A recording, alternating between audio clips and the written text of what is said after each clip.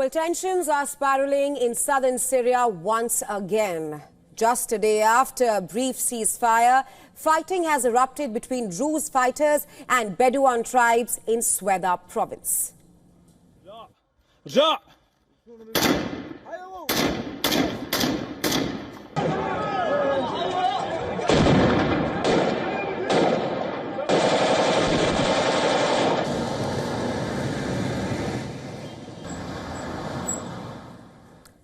Well, the fragile calm has shattered and the consequences could reach far beyond Syrian borders. Syrian government forces have reportedly returned to Sweida despite earlier claims that local factions would handle security. The resumption of fighting raises major concerns. Number one, is Damascus losing control of its own territory? Or is Israel opening another front in Syria to keep Israeli Prime Minister Benjamin Netanyahu in power? On the ground, armed tribes allied with the Syrian government could be seen patrolling the streets in Sweida.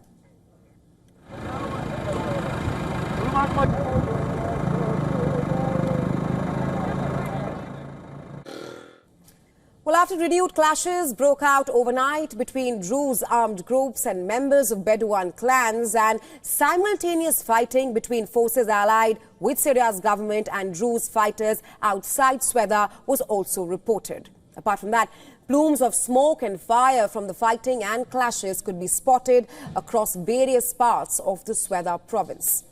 According to war monitors, nearly 600 people have died in the fighting since Sunday, with the number of casualties in the ongoing fighting expected to rise further.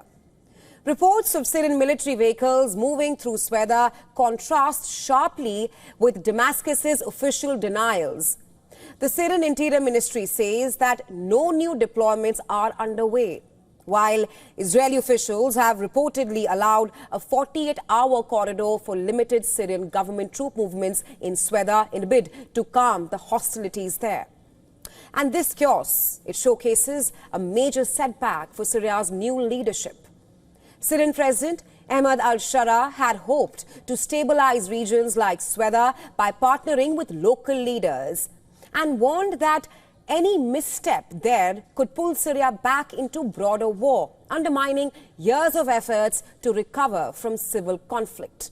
But those efforts now appear increasingly fragile. شباب قصف خطونا بسرعة بسرعة بسرعة بسرعة بسرعة بسرعة إذا استهدافنا من هيئة الأركان بشكل كامل قصف ثاني دمروه منتصر صوتك نعم على الهواء قصف هيئة الأركان بغارتين.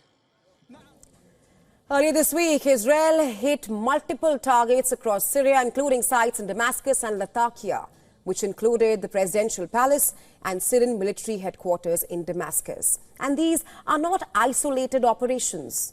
Israel right now seems to be expanding its military reach, perhaps opening another front in Syria altogether. Yesterday, the IDF convoys were seen near the Golan Heights, close to the Druze town of Majd al-Shams.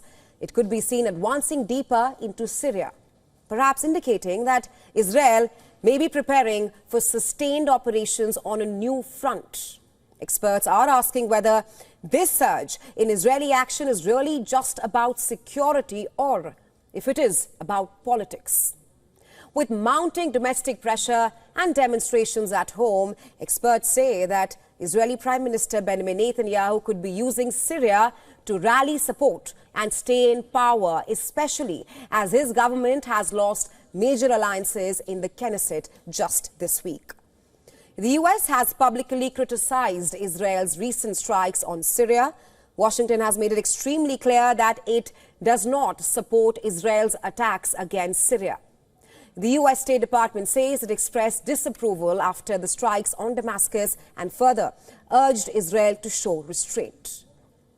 I can tell you regarding Israel's intervention and activity is the United States did not support recent Israeli strikes. Still, Israel's actions suggest it holds major influence over what unfolds next in southern Syria. And Its warnings to Damascus to stay out of the south are reportedly also testing Syria's sovereignty and undermining al-Shara's leadership, still trying to rebuild legitimacy in Syria at this point of time.